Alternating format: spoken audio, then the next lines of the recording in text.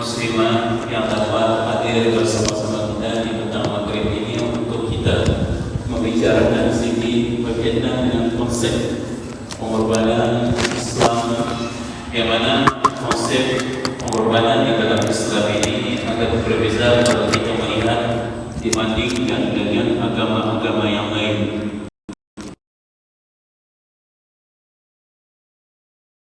Tentang tadi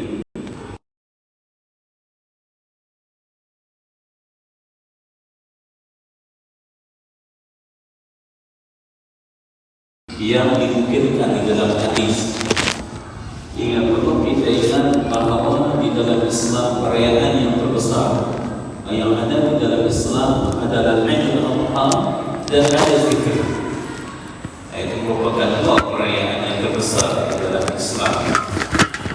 Di dalam satu hadis daripada Anas bin Malik radhiyallahu anhu, Nabi sallallahu alaihi wasallam khadima Madinah, khadima Nabi sallallahu alaihi wasallam al-Madinah wa lahu yawman ya'amuna fihima.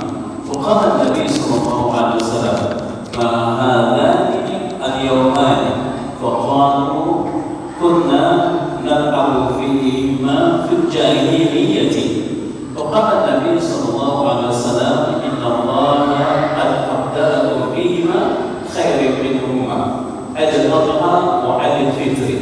Yang mana di dalam hadis ini Nabi sallallahu alaihi wasallam memberikan satu penjelasan kepada kita ketika Nabi sallallahu alaihi wasallam berhijrah daripada Mekah ke Madinah Munawwarah. Daripada Mekah, Nabi sallallahu alaihi wasallam itu penghijrahan yang ma'ruf di dalam sejarah Islam. Bila dia berhijrah ke Madinah, penduduk di Madinah pada waktu itu menyambut dua perayaan. Lalu kata Nabi sallallahu alaihi wasallam, apa dia dua perayaan ini yang kamu sambut? Mereka mengatakan bahawa kami menyambut perayaan ini, dua perayaan ini ketika di zaman jahiliyah, artinya sebelum kedatangan Islam. Apabila kedatangan Islam, Nabi sallallahu alaihi wasallam menjelaskan kepada mereka sesungguhnya Allah Subhanahu wa taala telah menggantikan kamu dua perayaan yang kamu sambut itu dengan perayaan yang lebih baik daripada itu. Khairan minha. Apa dia? Idul Adha dan Idul Fitri. Yaitu perayaan raya kurban yang kita biasanya di Sabah ini di Malaysia kita cakap ataupun kita kenali sebagai raya kurban, Idul Adha dan Idul Fitri. Idul Fitri baru kita sambut dalam bulan Syawal, dan kita baru sengaja lepas daripada bulan Syawal. Biasanya masyarakat kita ini kan hari raya itu satu bulan, ya kan? Raya kita itu biasanya satu bulan tuh, satu bulan puasanya, satu bulan tuh ada raya. Masya Allah, hebat kita. Jadi bila habis hari raya Idul Fitri, akan ada lagi raya yang terbesar di dalam Islam yang kita namakan Idul Adha. Idul Adha ini merupakan satu perayaan yang mana kita menuntut untuk dilakukan korban padanya. Korban binatang. Korban binatang. Perayaan yang dimaksudkan di dalam hadis tadi, sebelum kita mengungkap lebih jelas tentang raya korban ini, perayaan yang dimaksudkan di dalam hadis tadi yang disebutkan bahwa perayaan yang terbesar bagi orang-orang kafir itu ialah perayaan Nairus dan Maharajan. Ustaz tidak ingin membincangkan perayaan ini secara lebih dalam, tapi Ustaz mungkin menukilkannya ataupun menyebutkannya secara ringkas supaya kita faham apa dia perayaan Nairus dan apa dia perayaan Maharajan.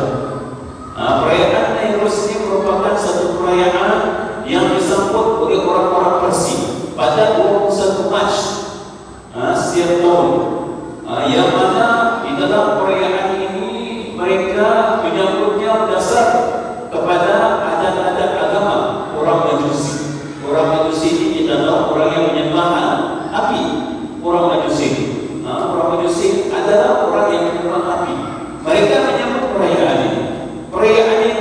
digelar sebagai satu perayaan terbesar bagi orang-orang Parsi yang minat di Iraq, Azerbaijan, Afghanistan, Turki. Ini 5 negara yang kebiasaannya menyambut perayaan Nairuz. Perayaan Nairuz ini disambut dalam musim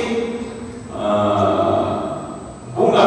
Musim bunga ini kalau kita biasa tinggal di negara-negara yang ada musim sejuk, musim bunga ini selepas daripada musim sejuk.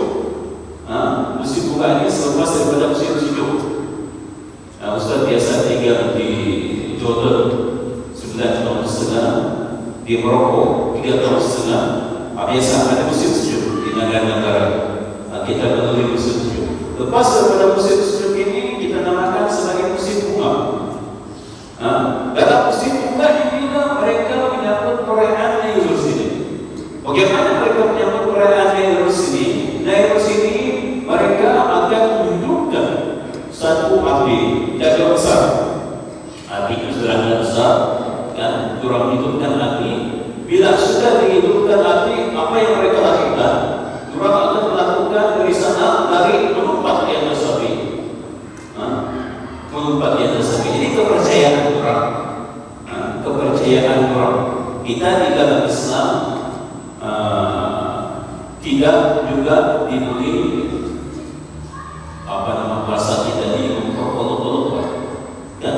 Memperolok-olok orang punya kepercayaan.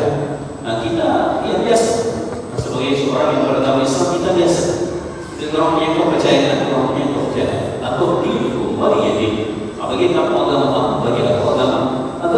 Jadi orang melompat di atas api itu dengan satu etika, satu kepercayaan supaya mereka tidak akan mengalami nasib yang buruk pada masa akan datang. Akan datang nanti mereka tidak akan mengalami nasib yang buruk, dan mereka akan terbebas daripada segala penyakit yang mereka derita. Ini merupakan perayaan Nairuz ini.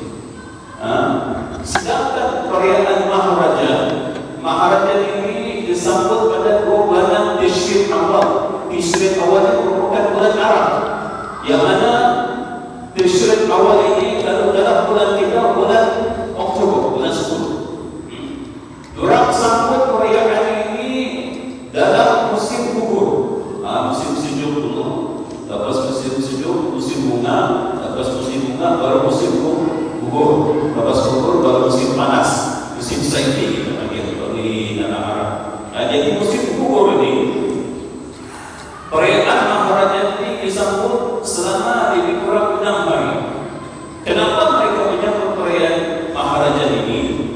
Satu, ketika dulu orang-orang Parsi diperintah, bila disebut orang-orang Parsi di zaman dahulu, di zaman dahulu bila disebut orang-orang Parsi ini adalah kerajaan Rum. Kerajaan Rum merupakan satu kerajaan yang terbesar pada waktu itu, yang hebat, kuat menentang Islam. Orang ini diperintah oleh seorang raja yang baik. Nama dia Maharaja. Satu ketiga, bila raja itu meninggal dunia, maka mereka adakan pesta ini dengan tujuan untuk menyambut raja mereka yang telah pergi. Maharaja itu, nama raja itu, Maharaja artinya raja itu telah pergi. Raja itu telah mati. Maharaja itu, lalu di dalam bahasa Arab kita namakan sebagai festival. Festival di dalam bahasa Arab. Maharaja. Jadi festival yang disebut festival ini berasal daripada perkataan Parsi yang memberikan makna yang tak bagus. Tapi kita orang Islam tak tahu dan kita tak mengkaji. Ini yang tidak mengkaji kita. Jadi bila kita tidak mengkaji, kita gunakan sebenarnya dia membawa satu maksud yang tidak bagus kepada kita tidak bagus tu. Kan? Jadi hati-hati dengan istilah-istilah yang digunakan di dalam masyarakat kita. Sekiranya kita tidak tahu makna istilah yang digunakan, itu akan menjadi membawa satu yang tidak baik kepada akidah kita, kepada kepercayaan kita. Kita balik kepada hari raya Kurban. Bila kita sebut raya Idul Adha, dia sudah tentu berkaitan dengan hari raya Kurban. Hari raya Kurban ini apa artinya? Ialah kita melakukan sembelihan kepada binatang, semacam kerbau ke, ataupun lembu ke, ataupun ini unta ke, ataupun kambing. Empat ini yang dibenarkan di dalam Islam. Manakala ayam tidak dibenarkan, ayam tidak dibenarkan kecuali pendapat Ibnu Abbas. Ibnu Abbas membenarkan sekiranya kita memang betul-betul tidak mau. Nanti kita tengok pendapat ulama apa hukum melakukan korban. Sebelum kita tengok pendapat ulama mengenai masalah itu, kita ibas kembali bagaimana korban ini berlaku di dalam Islam. Kita ingat di zaman Nabi Adam alaihissalam, dia punya dua orang anak. Seorang anak namanya Qabil, seorang anak namanya Habil. Anak yang namanya Qabil ini dilahirkan oleh istrinya Siti Hawa. Dia mempunyai kembar. Kembarnya dinamakan Labuda. Yang si Habil ini kembar ini Qabil ini mempunyai kembar yang namanya Ikrimah. Manakala Habil ini mempunyai kembar yang dinamakan Labuda. Ikrimah ini lebih cantik daripada si Labuda. Jadi si Habil ini yang adik, Habil ini tua, si Habil ini muda. Si Habil ini minta kepada ayahnya Nabi Adam untuk dikawinkan dengan si Ikrimah. Sebab Allah Subhanahu wa taala telah melarangkan Adam alaihissalam untuk tidak mengawinkan anaknya yang lahir daripada satu perut. Jadi kita katakan si Qabil lahir satu perut dengan si Ikrimah. Artinya kembar, kan? Kembar, tapi satu lagi satu perempuan. Begitu juga dengan si Habil, lahir kembar dengan si Labuda. Jadi artinya si Habil mau kawin dengan si Ikrimah, yang bukan satu perut dengan dia. Yang ini sepatutnya yang diarahkan Allah SWT kepada Nabi Adam alaihissalam untuk dia melakukannya. Tapi si Qabil ini tidak mau. Kenapa dia tidak mau? Sebab si Labuda ini yang kembar si adiknya yang Habil ini tidak cantik. Tidak cantik. Ya kadang-kadang kita ni tidak mau Ustaz, kan lelaki ataupun perempuan kalau mau kahwin itu memilih yang cantik, ya kan? Itu berdasarkan kepada pandangan masing-masing, kan? Sebab benda-benda yang bagaimana, kan?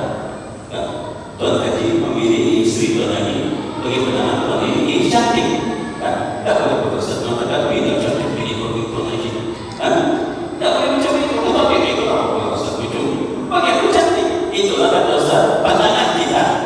Pandangan kita bahawa isteri kita cantik.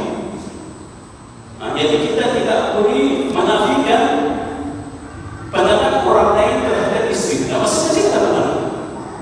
Masing-masing ada pandangan. Bila kita isteri, pilih kita isteri kita itu, kita anggap dia seorang yang cantik. Siapa berani menafikan dia katakan istrinya tidak cantik?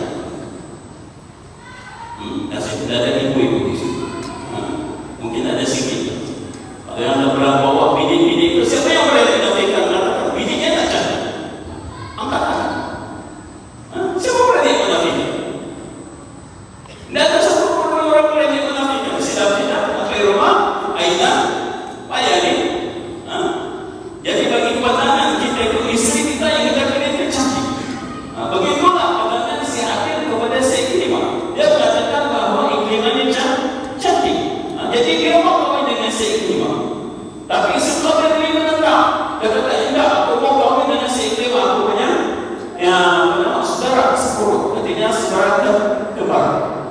Kata Nabi Adam alaihissalam, tidak, itu yang diperintahkan Allah SWT untuk harus kawin bagaimana pertentangan kembar. Anda boleh kawin sekembar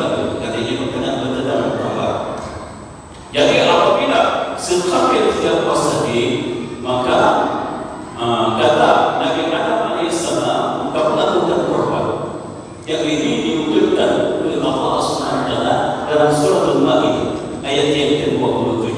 A'udzu billahi minasyaitonir rajim. Wassalamu alaihim naba'a ibnai Adam bil haqq idh qarraba qurbana fatuqbila min ahadihima wa la yataqabbal min al-akhar qala inni la'aqtulannak qala innama yataqabbalu Allahu minal muttaqin.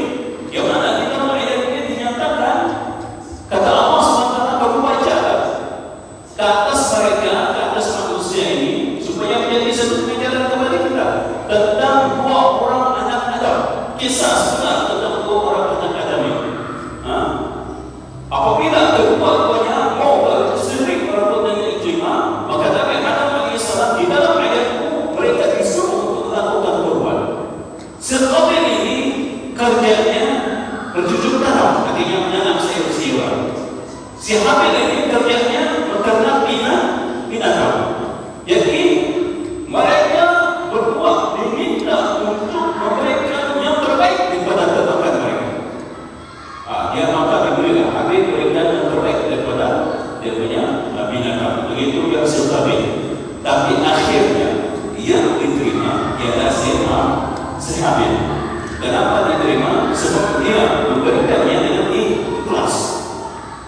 Dia memberikan dengan ikhlas. Sebab itu kita harus ingat bahawa setiap amalan yang kita lakukan kalau dengan ikhlas, Allah SWT tahu. Sudah tentu akan ada kesan pada perbuatan yang kita lakukan. Macam ini Habil dan Qabil. Yang diterima si Habil sebab dia ikhlas. Lalu si Qabil dia kata, aku tak puas hati. Dia cakap sama saudaranya si Habil, aku ingin bunuh kau. Aku mau bunuh kau. Maka dibunuhlah si Qabil saudaranya si Habil ini. Ini merupakan peristiwa pengorbanan pertama yang berlaku di dalam Islam. Ini korban yang pertama berlaku di dalam Islam. Cerita Habil dan Qabil ini. Kemudian di zaman Nabi Ibrahim AS, kita tahu Nabi Ibrahim diperintahkan oleh Allah SWT untuk menyembelih anaknya Nabi Ismail. Ya kan? Ya kan? Nabi Ibrahim diperintahkan oleh Allah SWT untuk membunuh anaknya Nabi Ismail. Bukan membunuh korban. Bukan korban. Sedangkan pada waktu itu itulah satu-satunya anaknya. Kira-kira kalau kita sanggup, jangan bukan satu orang anak kita, 5 orang pun disuruh korban satu orang pun mungkin tidak mungkin. Ya kan? 5 orang, jangan 5 orang, 10 orang pun anak kita disuruh korban satu orang tidak mungkin. Berat rasanya. Tapi Nabi Ibrahim alaihissalam dimungkinkan Allah SWT dalam surat As-Saffat ayat yang 102. A'udzu billahi minasyaitonir rajim. Falamma balagha ma'ahu as-sa'ya qala ya bunayya inni ara fil anam anni adbahuka fanzur madza tara. Qala ya abati if'al ma tu'mar satajiduni insyaallah minas sabirin. Yang mana di dalam ayat ini dimungkinkan ketika Nabi Ismail telah mampu untuk bekerja dengan ayatnya Nabi Ibrahim AS, lalu Nabi Ibrahim mengatakan kepada anaknya, inni ara fil manam anni adbahuka. Aku melihat di dalam mimpiku, mimpi seorang nabi. Ya kan? Mimpi seorang nabi itu benar betul. Ya kan? Kami coba mimpi kita. Mimpi kita ini kadang-kadang diganggu oleh syaitan dan sebagainya. Itu mimpi seorang nabi. Mimpi seorang nabi benar. Kata Nabi Ibrahim, aku melihat di dalam mimpi kau, aku menyembelih kau. Apa kata kau? Kalau orang anak kita buat gila kepada kita. Iya kan? Tapi apa jawaban Nabi Ismail? Wahai ayahku, lakukan apa yang Allah SWT perintahkan kepada kau. Nasya kau akan mendapati takwa ini daripada orang-orang yang bersabar. Itu jawaban Nabi Ismail kepada ayahnya. Pembicaraan yang kita dapat di dalam ayat ini menunjukkan kepada kita bahawa Nabi Ibrahim apabila diperintahkan oleh Allah SWT saja untuk menyembelih anaknya,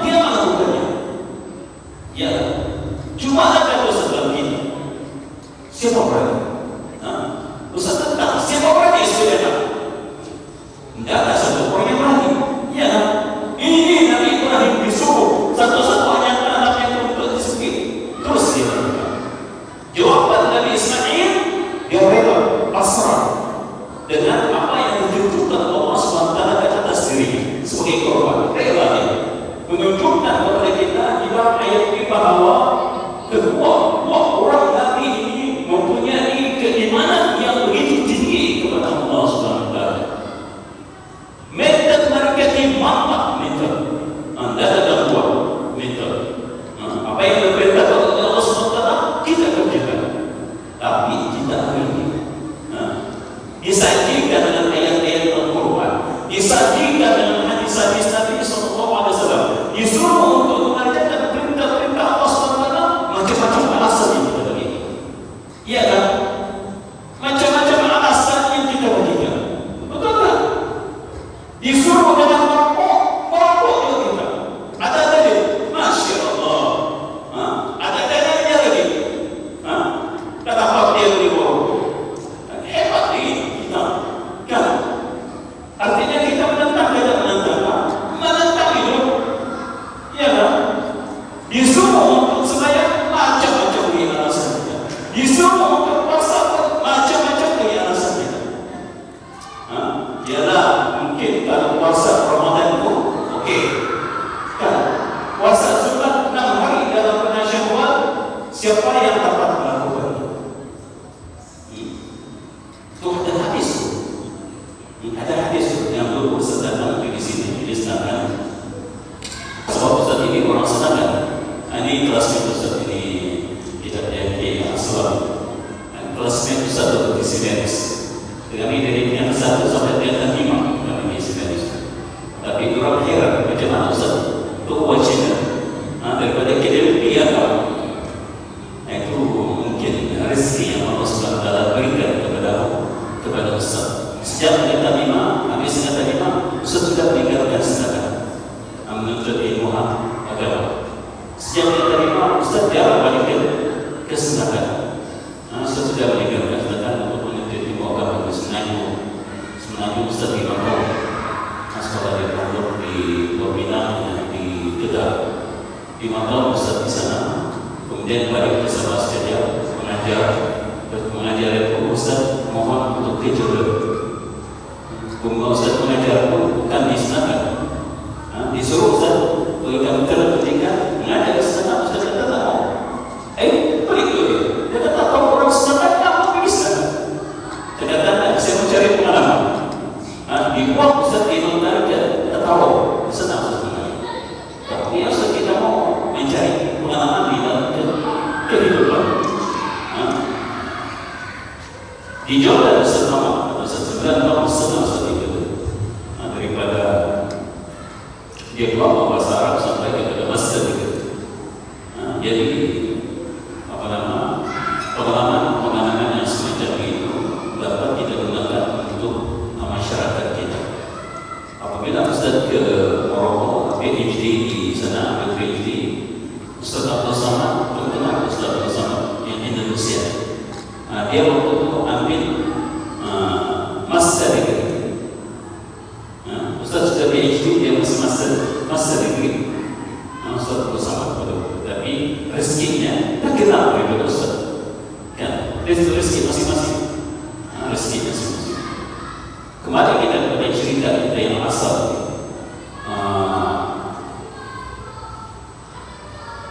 Kata Ustaz, kita ini diberikan berbagai dalil dari Allah SWT untuk melakukan berita-berita Allah SWT, tapi masih ada di kalangan masyarakat kita yang tidak ingin mengajarkan berita-berita Allah SWT. Ustaz tidak mengurungkan sedekah. Ustaz ini anak sedekah, dilahirkan sedekah, membesar sedekah, sekolah di sedekah. Tapi yang Ustaz lihat sedekah ini Masya Allah, pemuda-pemudinya Masya Allah. Kenapa jadi macam begini? Ini mungkin asuhan daripada orang tua kita. Asuhan daripada orang tua. Bayangkan saja begini masih kecil besar ya. Ustaz tengok dari ini masih kecil-kecil dia Ustaz pernah ke kawasannya juga. Tapi bukan macam sekarang ini ada apartemen atau rumah sini. Bayangkan kalau apartemen terus dia turun ke masjid ini. Mana di masjid ini? Ini tak ada. Berapa orang dia ada di sini? Ini lagi yang kita punya perumahan sekolahnya. Lagi rumah hebat-hebat ini. Tapi dia datang ke masjid. Macam mana tuan? Diperintahkan ada beberapa perbezaan pendapat di kalangan ulama tentang untuk salat berjamaah di Ustaz tidak menafikan. Tapi turun bahas bersama dan bagi semangat. Kata utamanya kalau ada cara macam ini, Ustaz ini tak Ustaz laksanakan. Cari di sama ini anak sama yang ada urusan semua daripada negara. Cari di sekarang ini aja, jangan disuruh sama. Cari di sekarang ini. Kalau ada maksud, ini Ustaz katanya Ustaz berapa classmate dan tahu dengan Ustaz. Jadi sepatutnya diberikan semua. Kita ini kalau orang ramai bersemangat kita berceramah. Tapi kalau orang sikit, ayah, macam mana? Ya kan? Tapi tidak apa, sebabkan kita merasakan bahawa ilmu perlu disampaikan. Ustaz menyampaikan. Ustaz kira orang-orang yang datang saya sampaikan ilmu kepada orang-orang yang sudi untuk mendengarnya. Allah Subhanahu wa taala berfirman dalam surah Al-Hijr ayat yang ke-37. A'udzu billahi minasyaitonir rajim. La yanalallahu luhumuha wa la dima'uha, walakin yanaluhu at-taqwa minkum. Allah Subhanahu wa taala ketika dia menyuruh kamu untuk melakukan korban ini, daging binatang korban itu dan darahnya itu tidak sampai kepada Allah Subhanahu wa taala. Tapi apa yang sampai kepada Allah Subhanahu wa taala ialah ketakwaan kita. Apabila kita disuruh untuk melakukan korban, ya kan? Orang yang bertakwa sahaja yang mampu untuk melakukan korban. Orang yang bertakwa saja yang mampu untuk melakukan korban. Takwa ini artinya kita melakukan perintah Allah Subhanahu wa taala itu dengan amal jawari kita, dengan melakukan tubuh badan kita. Itu takwa. Artinya tidak kita melakukan korban, kita bertakwa. Ya kan? Itu yang Allah SWT mau pandang daripada kita. Bukan dia punya daging itu, bukan dia punya darah korban. Itu tidak sampai kepada Allah SWT. Tapi yang sampai ialah ketakwaan kita di dalam hati kita mengerjakan apa yang Allah SWT perintahkan kepada kita. Di dalam mazhab Imam Hanafi, dia mengatakan bahawa korban ini adalah wajib. Hanafi, Imam Hanafi. Kita boleh baca di dalam kitab Fathul Bari yang dikarang oleh Kamal Ibn Ilham. Kamal Ibn Ilham mengarang kitab Fathul Bari dan Fathul Bari di dalam mazhab Imam Hanafi. Dia mengatakan mazhab Imam Hanafi mengatakan korban itu adalah wajib. Hanafi, begitupun terdapat perbezaan pendapat di kalangan ulama Hanafi sendiri. Contohnya Abu Yusuf dan Muhammad mengatakan bahawa korban itu adalah sunat muakkad.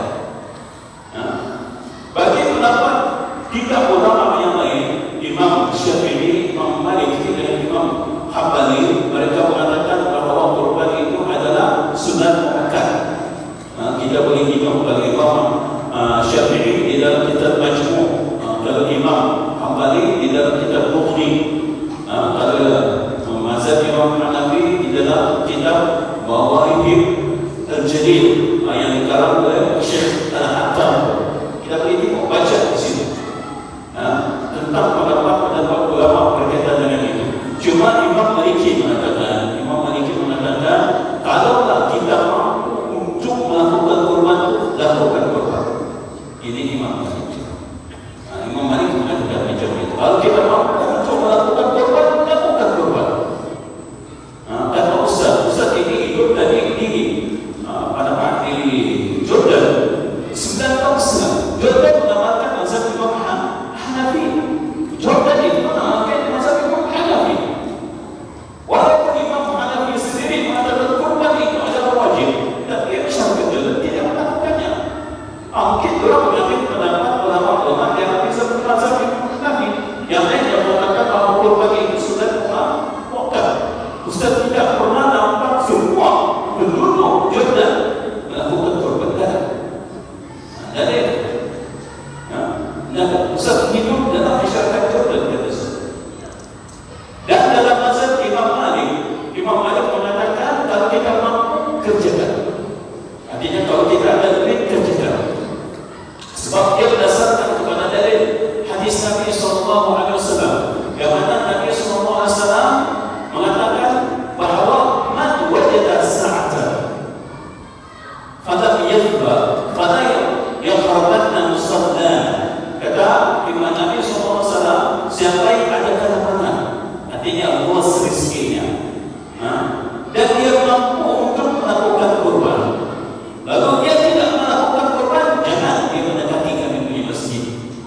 Ini dalil yang digunakan oleh mazhab Imam Maliki, mengatakan bahawa siapa yang ada mampu lakukan kurban. Ialah kadang-kadang kita berfikir mau membeli satu ekor kerbau itu besar juga, ya kan? Mau sampai 5.000, 6.000, kadang-kadang kalau patah-patah di 6 orang di dalam satu kerbau atau besar itu. Jadi kalau kita tak mampu, tidak dipaksa.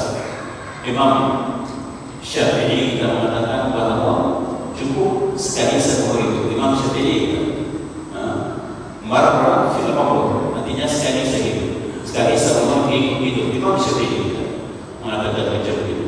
Sekali seumur hidup sudah cukup. Mazhab Imam Ahmadi kalau Allah kuat dan mampu, cuma ya kan? Ini pendapat ulama di dalam korban. Apakah tadi korban yang kita lakukan ini? Kita mengatakan tadi bahawa cuma satu pendapat ulama yang mengatakan wajib, ya kan?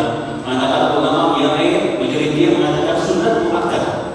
Apakah tadi korban yang kita lakukan dalam raya korban ini dan raya haji ini boleh dihadiahkan dagingnya kepada orang-orang kafir?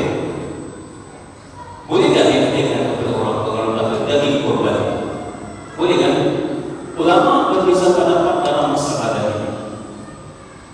Di dalam kitab Sabilul Muhtadin yang dikarang oleh Syekh Muhammad Arsyad bin Abdullah Al-Banjari, seorang ulama daripada Banjar, Sabilul Muhtadin kitab yang dikarang, dan Syekh Muhammad bin Ismail Daud Al-Fatani, seorang ulama daripada Fatani, di dalam kitabnya Matma' Al-Badrain, mereka mengatakan bahawa daging kurban sebab ada yang sunnah ataupun yang wajib, haram hukumnya untuk diberikan kepada orang kafir.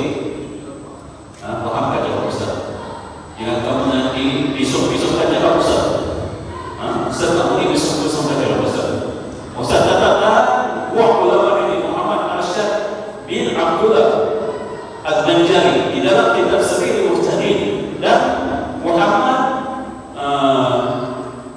bin Ismail Daud Al-Fatani mengatakan bahawa daging kurban sama ada yang sunnah atau yang wajib, haram hukumnya untuk diberikan kepada orang kafir. Okey, itu yang pertama. Yang kedua, ulama mazhab Imam Maliki dengan Imam Syafi'i mengatakan hukumnya makruh untuk diberikan kepada orang kafir. Ini mazhab Imam Syafi'i dan mazhab Imam Maliki. Makruh hukumnya untuk diberikan kepada orang kafir. Apa artinya makruh? Kalau kita tidak buat dapat pahala, tapi kalau kita buat tidak dapat dosa. Tidak dapat. Artinya kalau kita bagi tidak ada masalah, cuma dibenci di dalam Islam untuk kita berikan kepada orang kafir. Ini mazhab siapa? Mazhab siapa ini? Syafi'i dan Maliki. Ulama ini makruh hukumnya. Dan di dalam mazhab Imam Hambali boleh diberikan kepada orang kafir. Hambali kata Ustaz boleh diberikan kepada orang kafir. Jadi disebabkan masalah ini terdapat perbezaan pendapat ulama, maka kita boleh ikut yang mana satu yang kita mau berdasarkan kepada pendapat ulama yang terangkan. Jadi bila ada orang lagi dia menyembah dia kepada orang kafir, jangan kita cakap sama dia, kafir kau ni, kafir kau ni, bagi semua kafir ulama, kafir kau ni, tak boleh. Sebab ada ulama yang memberikan, ya kan? Ada yang ulama yang mengatakan hukumnya makruh. Jadi kita tidak boleh menuduh orang sembarangan ataupun bagi orang itu tidak bagus. Sebab ada ulama yang mengatakan demikian. Asalnya benda yang kata dibenarkan, okey, tidak ada masalah. Tidak ada masalah. Bagaimana yang harus kita bagikan? Seperti mana yang kita tahu bahawa di dalam Islam ini kita disunatkan untuk bahagian kita 1/3, ya kan? Daripada tubuh atau kerbau 1/3. Apa dalil yang kita gunakan?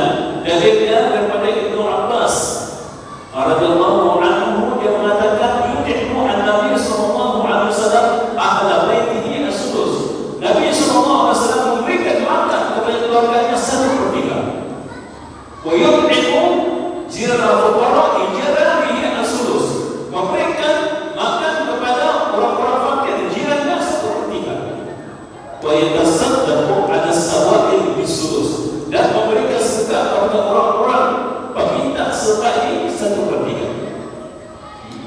Jadi apa artinya di sini? Daging yang ada pada kita itu, dan 1/3 boleh kita ambil untuk kita, 1/3 berikan kepada orang-orang yang susah di kalangan kita punya jiran-jiran, sahabat sandai dan sebagainya, dan 1/3 bagi kepada peminta setempat. Boleh macam itu. Ada soalan yang dinaikkan kepada Ustaz. Dia kata sekarang begini Ustaz mengatakan bahawa pembagian daging itu 1/3 daripada kami. Ya, saya kata 1/3. Sekarang begini Ustaz. Adakah sekarang kita ada 5 kumpulan? Kumpulan 1 ada 6 orang. Kumpulan 2 6 orang. 3 6 4 6 5 6. Sekarang apakah kita boleh mencampurkan ke semua daging ini kemudian kita bagikan sama rata? Contohnya ini 1 kilo, ini 1 kilo, ini 1 kilo, ini 1 kilo. Boleh kita buat macam ini. Yang ini yang menjadi amanah di dalam masyarakat kita. Ya kan? Ya kan? Amanah di dalam masyarakat kita begini. Bolehkah kita lakukan macam begini? Dia sebenarnya melanggar prinsip yang dimungkinkan. 1/3. Kalau kita mau campur 1, 2, 3, 4, 5 ini, kena dapat kebenaran kepada orang yang melakukan korban. Kalau orang yang melakukan korban itu dapat kebenaran, okey, boleh campur semua. Tapi kalau ada yang tidak setuju, artinya 1 daging 1 lembu ini, ada seorang yang tidak setuju, anda boleh. Yang daging lembu ini bahagikan di tengah mereka 1/3, bagikan. Dan boleh dicampur. Kalau ada yang tidak setuju, tapi kalau setuju, okey, boleh semua, tidak ada masalah. Kemudian bagikan 1/3, 1/3, 1/3, bagikan. Bahagian itu terpulang kepadanya untuk membaginya. Kau faham tak apa yang saya cakap? Kau faham tak apa yang saya cakap? Artinya, kata Ustaz, daging korban, daging lembu atau daging kerbau tidak boleh campurkan, melainkan dapat persetujuan daripada orang yang melakukan korban. Barulah kita boleh membahagikan. Kalau tidak boleh itu Ustaz. Sebab keridhaan di sini datangnya keridhaan. Jadi artinya kalau daging ini yang pertama setuju, okey, tidak ada masalah. Yang kedua setuju Ustaz, yang ketiga setuju, yang empat setuju, yang kelima setuju, okey, boleh campur. Kita pilih yang pertama setuju, yang kedua setuju, yang ketiga ada 1 orang yang ada boleh. Yang ini daging lembu yang orang seperti itu dibagikan di tangan orang saja. Kalau 1, 2, 4, 5 campur boleh. Yang ini tidak boleh. Kalau ada yang menentang terus, kalau semua setuju, okey, tidak ada masalah. Silakan sana. Jadi ingat, ketika melakukan korban, sebab itulah pentingnya orang yang melakukan korban itu datang ketika korban itu dilakukan. Apa kata Nabi SAW ketika Fatimah melakukan korban? Ya Fatimah, quli ila udhiyatika fashhaniha. Kata Nabi SAW, wahai Fatimah, kau pergi ke tempat perempuan itu. Fatimah itu perempuan ya, bukan laki-laki.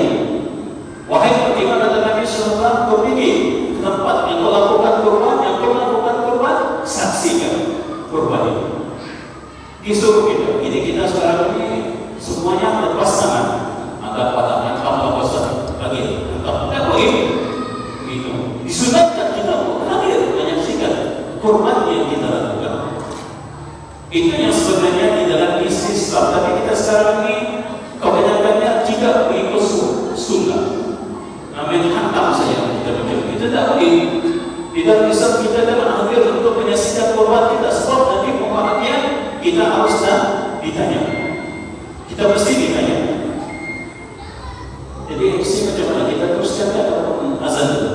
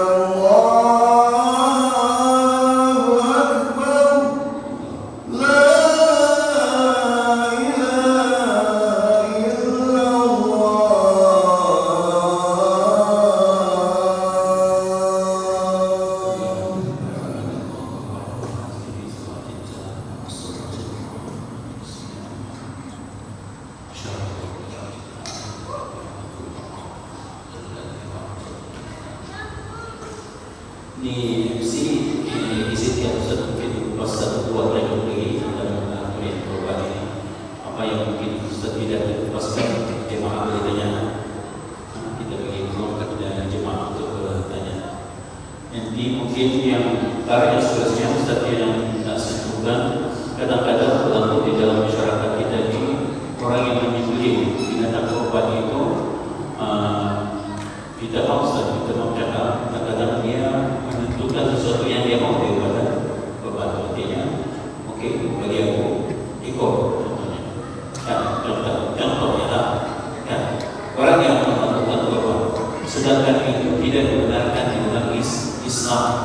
Dan Nabi SAW telah menyuruh Ali radhiyallahu anhu untuk melakukan korban. Kata Ali radhiyallahu anhu, dia mengatakan amarnya Nabi SAW an aquma ala budnatin wa an uqassima juludaha wa jiladaha wa an a'ti al-jazir syai'an minha. Yang mana di dalam hadis ini Nabi SAW mengatakan kepada Ali bagi kamu melakukan korban, dan bahagikan dia punya daging ini dengan unta itu ada di belakangnya kan, kumpul itu bagikan dia punya daging dengan dia punya kumpul tapi kepada orang ramai.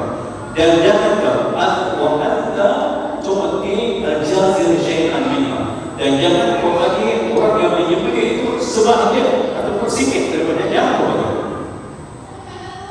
Artinya kalau contohnya maksudnya ya jangan dibagi di sini atau dia bagi kepada orang, oi siapa yang tak mau menyembelih, jangan. Siapa pun tak mau menyembelih dia boleh tak dibagi. Maksudnya jangan dibagi di sini. Yang kata Sayyidina Ali, Nabi SAW memerintahkan dia, ialah kalau dia meminta sesuatu sebelum dia melakukan korban, itu tak boleh. Ada pun tak boleh tak bagi kepada dia nanti bila aku melakukan korban, ekor kami bagi sama Allah. Itulah. Artinya kita yang menentukan, kan? Bukan dia yang minta. Kita yang menentukan. Bagi apa bagian paha mungkin kami bagi sama Allah. Begitu. Orang yang menyembelih atau Ustaz kita bagi sama dia. Bukan dia yang menentukan untuk minta sama kita. Tidak. Jadi harus hati-hati bahawa orang yang menyembelih tidak boleh menentukan daging korban mana yang dimakan, kecuali kita yang membagikan. Kita ramai-ramai korban ini melakukan korban satu ekor kambing, satu ekor unta, ataupun satu ekor lembu ini, ataupun satu ekor kerbau. Ini yang berhak untuk membagikan kepada orang yang menyembelih. Maka dia menentukan mana bagian yang dia dimakan. Itu tak boleh di dalam Islam berdasarkan kepada hadis ini. Hadis ini merupakan hadis sahih yang diriwayatkan oleh Imam Muslim. Yang kedua, perkara yang mungkin kita nak bincang sikit di sini berkaitan dengan korban untuk si mayat. Sebab ini pernah berlaku di dalam masyarakat kita. Ada yang mengatakan tak boleh, ada yang mengatakan boleh korban untuk si mayat. Artinya orang yang sudah mati, apakah boleh kita lakukan korban kepada dia? Ulama di sini berbeza pendapat. Ustaz berikan 4 pendapat ulama. Yang pertama, Imam Hanafi. Imam Hanafi, Syekh Ibn Abidin, di dalam kitabnya Hasyiah Ibn Abidin, dia mengatakan madlaha an mayyitin, siapa yang melakukan korban kepada si mati, yusna atau yusna wa tahiyat fi nafsihi, maka dari korban itu dilakukan seperti biasa. Siapa yang melakukan korban kepada si mati, daging korban itu dilakukan seperti biasa. Seperti mana dia melakukannya untuk dirinya, sama ada mau dimakan ataupun mau disedekahkan terpulang. Orang kiri yang melakukan korban untuk semacam ini Hanafi. Sebab dia kata ajar itu untuk orang yang meninggal, pahala itu untuk orang yang meninggal, sedangkan daging korban itu untuk orang yang melakukan korban itu. Jadi orang yang melakukan korban itu berhak untuk dia melakukan apa saja kepada daging korban yang dia lakukan untuk si mati. Ini Hanafi. Yang kedua, mazhab Imam Hambali. Imam Hambali mengatakan at-tahiyatu an mayyitin afdalu min al-hayy. Korban kepada si mati lebih baik daripada korban untuk orang yang hidup. Hambali kata dia mengatakan korban untuk orang yang mati lebih baik daripada korban untuk orang yang hidup. Kenapa? Li'ajlihi wa ihtiyajihi ila sawab. Sebab orang yang sudah mati ini lemah, dia tidak boleh melakukan korban, dan dia pula membutuhkan kepada pahala. Ya, seperti yang sedang mungkinkan di awal tadi, bila kita melakukan korban itu, kita dapat pahala. Allah SWT melihat kepada ketakwaan kita. Dan Ustaz katakan daging ataupun darah itu tidak sampai kepada Allah. Yang sampai adalah ketakwaan kita. Ya kan? Jadi begitu orang mati di dalam mazhab Imam Hambali, dalam kitab Matalib Ulun-Naha yang dikarang oleh Mustafa bin Sa'id As-Sayyuti di dalam pendapat bagi mazhab Imam Hambali. Dia mengatakan macam ini. Jadi yu'mal biha ka-tadhiyatul hayy an hayy. Jadi dari korban itu juga dilakukan sebagaimana yang dilakukan untuk orang yang hidup. Sama ada mau dimakan, mau disedekahkan, ataupun mau diberikan hadiah, boleh. Ini Hanafi, ini Hambali dia bisa. Ini pendapat Imam Hambali. Di dalam kitab Matalib Ulun-Naha dikarang oleh Mustafa bin Sa'id As-Sayyuti. Yang ketiga pendapat Imam Malik. Imam Malik di dalam kitab Syarah Mukhtasar Khalil yang dikarang oleh ulama besar di dalam mazhab Imam Malik Al-Kharashi, dia mengatakan yukrah li syakhsi an yudahi an mayyit. Dia kata hukumnya untuk orang yang hidup ini berkorban untuk orang yang mati. Imam Maliki makruh katanya. Kenapa? Khawfa al-mubaha. Takut dia kata timbul rasa riya di dalam orang yang menyembelih. Khawfa al-mubaha wa tabahhu fi nafsi al-mudahhi. Orang maksudnya di sini ialah kadang-kadang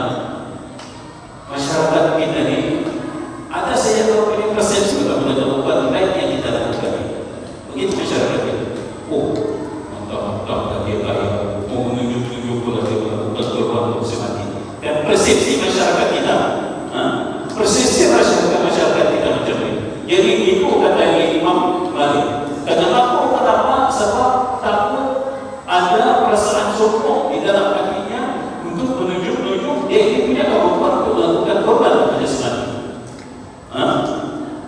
Wahana ilam ya'udha al-mayt. Ini pun kalau si mayat tadi tidak niatkan wasiat untuk dilakukan korban kepada dia.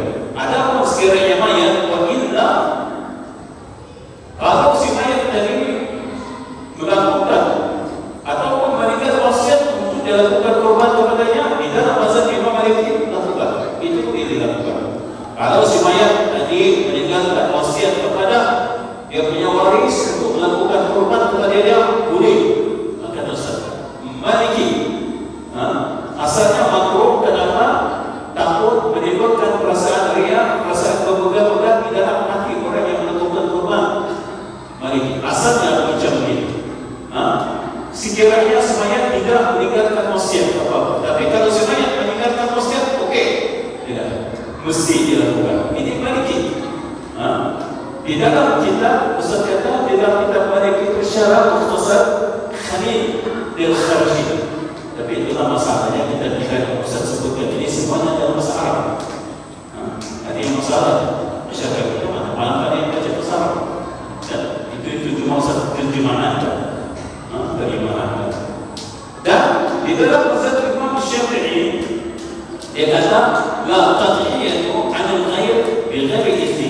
Tidak ada korban untuk orang lain melainkan dengan izin orang. Wala 'an mayyitin illa bi-usriya. Dan tidak kepada si mayit sekiranya si mayit tidak memberikan wasiat untuk dilakukan korban kepadanya. Itu Syafi'i. Satu lagi Syafi'i, sekali lagi apa dia? Syafi'i mengatakan kalau kita ingin melakukan korban kepada orang lain, mesti dengan izin orang. Kalau kita ingin melakukan korban kepada Ismail, mesti dia melakukan wasiat kepada kita. Ini Syafi'i. Tidak yang dalam kitab Minhaj al-Talibin wa 'Umdatul Muftiyin yang dikarang oleh Imam Nawawi. Di dalam kitab itu. Sebab Syafi'i dia dasarkan kepada dalil firman Allah Subhanahu wa taala dalam surah An-Najm ayat yang ke-37, a'udzu billahi minasyaitonir rajim wa an laysa lil insani illa ma sa'a. Seorang diri itu tidak akan mampu untuk menanggung dosa orang lain dan istri diri sendiri. Kalau melakukan maksiat orang punya diri sendiri melakukan kebaikan diri itu sendiri yang mendapat pahala. Itu mazhab Imam Syafi'i. Jadi perbahasan ulama di sini mengenai korban kepada si mati, ulama berbeza pendapat. Tapi di dalam mazhab Imam Maliki, di dalam mazhab Imam Hanafi dan mazhab Imam Hanbali, kata Ustaz secara kesimpulan boleh. Sekali lagi saya sebutkan, di dalam mazhab Imam Hanafi dan mazhab Imam Hanbali kesimpulannya boleh. Di dalam mazhab Imam Syafi'i dan mazhab Imam Maliki, mereka memberikan syarat mesti ada wasiat daripada si mati. Mesti ada wasiat daripada si mati. Jadi terpulang kepada kita untuk melakukannya. Kalau mau melakukan, ikut mazhab Imam Hanbali dengan mazhab Imam Hanafi. Kalau mau melakukan juga di dalam mazhab Imam Syafi'i dan mazhab Imam Maliki, mesti ada wasiat daripada si mati. Jadi mungkin MC saat itu yang dapat perhatian berkaitan dengan korban itu, apa yang mungkin ada persoalan daripada orang ramai, bagaimana cara menyembelih tentang korban itu, apa semua malu ditanya di sini, boleh tanya di luar nanti. Mungkin kalau ada soalan silakan MC.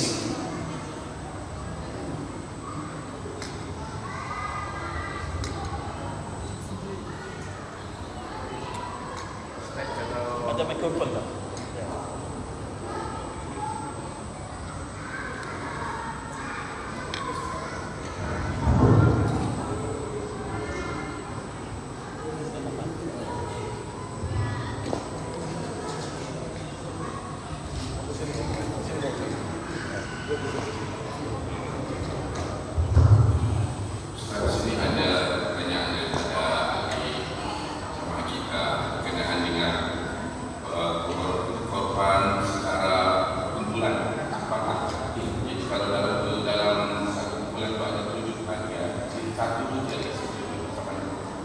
Satu tidak ya.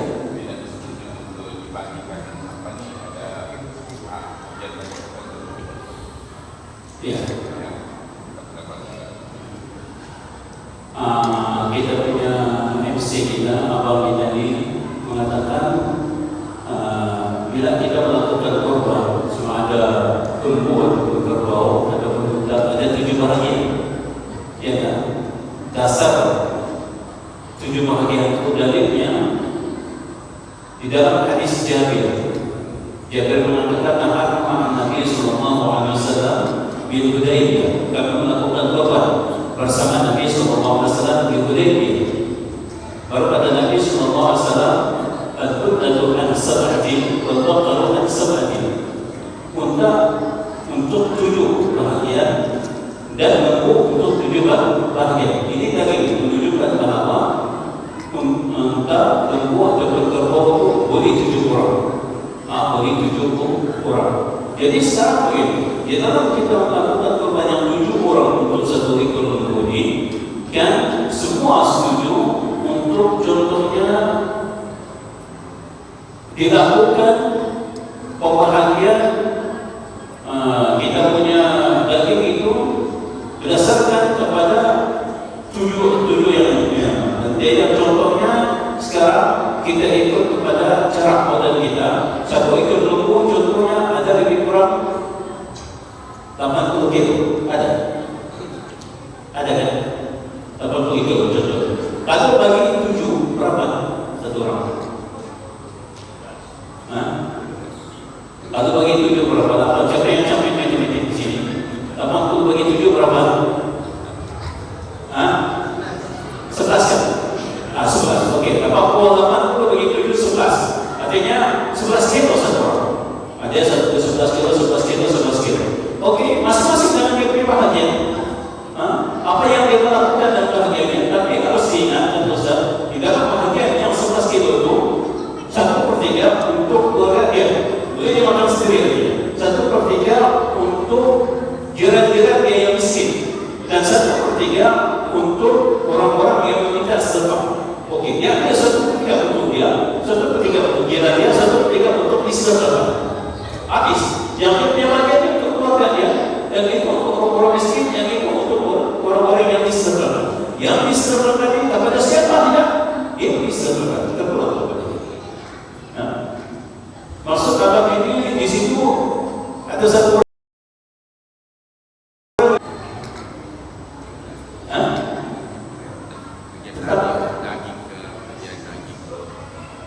dia tak setuju kenapa? Kenapa tuh dia tak setuju? Apa yang tidak setuju di sini? Sebab 1 ekor bila sudah dibahagikan, kalau dia punya bahagian 11 kilo, dia terpulang sama dia. Ya kan? Terpulang sama dia. Apa yang dia tak setuju di sini?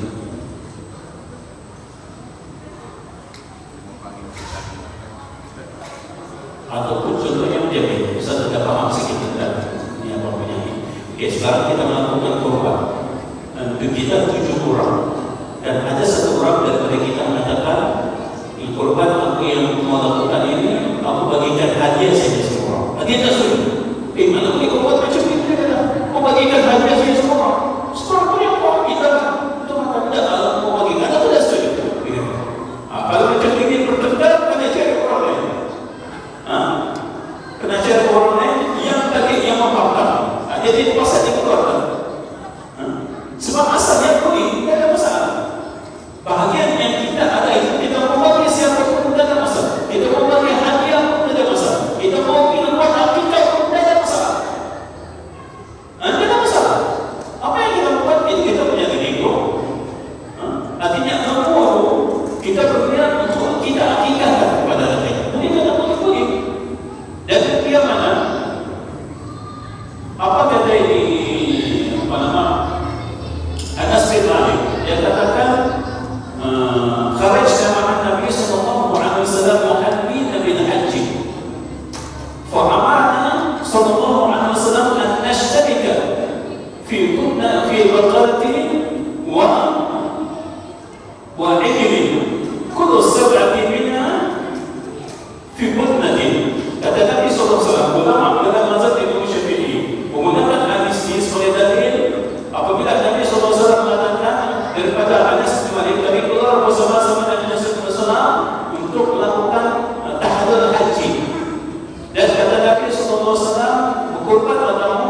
ekor lembu ataupun 1 ekor unta. Dan kata Nabi SAW, setiap 7 orang bangun di dalam 1 ekor unta. Dan Imam Syafi'i mengatakan, apabila Nabi SAW mengatakan demikian, unta yang kita sendiri, yang kita 7 orang ini, masing-masing berhak untuk menentukan dia punya tujuan sendiri untuk melakukan korban. Kalau tujuan dia untuk berkikah boleh, tujuan untuk memberikan hadiah boleh, tidak masalah. Ini dalil yang digunakan, hadis ini dalil kata Ustaz yang digunakan di dalam mazhab Imam Syafi'i yang membenarkan apa sahaja yang ingin kita lakukan kepada daging korban itu dibenarkan. Mau bagi hadiah silakan, mau bagi akikah silakan, tidak masalah. Ada orang mengatakan tidak boleh dicampur daging korban dengan daging akikah. Tidak boleh. Ini hadis dia, hadis sahih, hadis muttafaqun alaihi. Ada lagi? Silakan. Okey. Tidak demikian. Soalan pertama, okey. Macam mana korban wajib? Ya. Ya. Yang kedua, bolehkah kita buat korban tapi pahalanya sahaja ada orang yang dah meninggal? Ya. Ini kita punya mengaji ini ada mengatakan yang pertama dia katakan korban wajib. Di dalam Islam kita panggil korban manzur. Bagaimana dalam korban manzur ini? Daging dia adakah wajib untuk kita sedekahkan semua ataupun macam mana? Kalau berdasarkan kepada tempat mazhab ini, Imam Syafi'i dengan Imam Hanafi, Imam Syafi'i dan Imam Hanafi mengatakan daging kurban wajib tidak boleh dimakan. Imam Syafi'i sekali harus jelaskan, Imam Syafi'i dan Imam Hanafi mengatakan daging kurban wajib tidak boleh dimakan, sebaliknya patut disedekahkan ke semua. Boleh kan? Syafi'i dengan Maliki. Imam Hambali mengatakan daging kurban wajib boleh dimakan sebahagian daripada Hambali. Hambali. Manakala Imam Hanafi mengatakan daging kurban wajib boleh makan, silakan. Ini pendapat ulama. Bukan pendapat Ustaz ini, pendapat ulama. Cuma Imam Syafi'i dan Imam Maliki yang tidak menggunakan daging kurban wajib untuk kita makan, mesti katakan semua. Dua ulama saja. Manakala Hambali separuh boleh, separuh sedekah, separuh boleh. Kita makan. Imam Maliki boleh makan semua, tidak ada masalah. Jadi kalau terdapat perbezaan pendapat di kalangan ulama macam ini, kita boleh ikut mazhab. Jangan kita menyalahkan ulama tersebut. Jangan salahkan ulama. Sebab dia ada lagi, dia ada ikutan dia. Kecuali mazhab Syiah jangan ikut. Mazhab Wahabi jangan ikut. Itu tak sesuai diamalkan di dalam masyarakat kita. Empat mazhab ini okey. Selagi ada pendapat, kita empat mazhab ini boleh ikut. Karena satu demo boleh silakan, tidak ada masalah. Asalkan ada dalam empat mazhab. Okey, yang kedua, soalan yang kedua, apakah kita sekiranya melakukan korban untuk si mati, pahalanya sampai kepada si mati? Ya, sampai. Tadi kita nukilkan pendapat Imam mazhab Hanafi. Imam Hanafi mengatakan man ta'a an mayitin yusna kama yusna an udhiyati nafsihi. Siapa yang berkorban kepada si mati? Ini Imam Hanafi kata saya. Siapa yang berkorban kepada si mati, maka daging korban itu dan dikatakan dilakukan seperti mana daging korban orang yang hidup. Semangatnya untuk dimakan, untuk dihadiahkan, untuk diberikan, untuk disedekahkan, terpulang kepada dia. Al-ajr lil-mayyit, pahala daging korban yang kita lakukan untuk si mati, pahala. Imam Hanafi mengatakan. Dan daging korban itu kita yang miliki. Itu kata Ustaz, mau bagi-bagi sama orang, terpulang semua. Jadi berdasarkan kepada mazhab Imam Hanafi dan pahala untuk kita melakukan korban kepada si mati sampai kepada si mati. Tidak ada masalah. Tidak ada masalah. Okey, Pak. Ada lagi?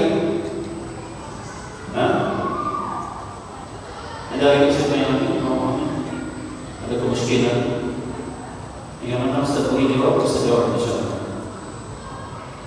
Ada lagi kan? Atau lagi? Ya. Siapa ini? Kalau ada MC kita tutup.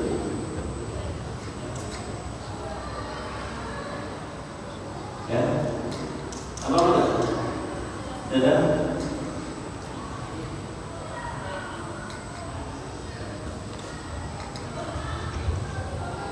Ya kita tutup dulu sebenarnya.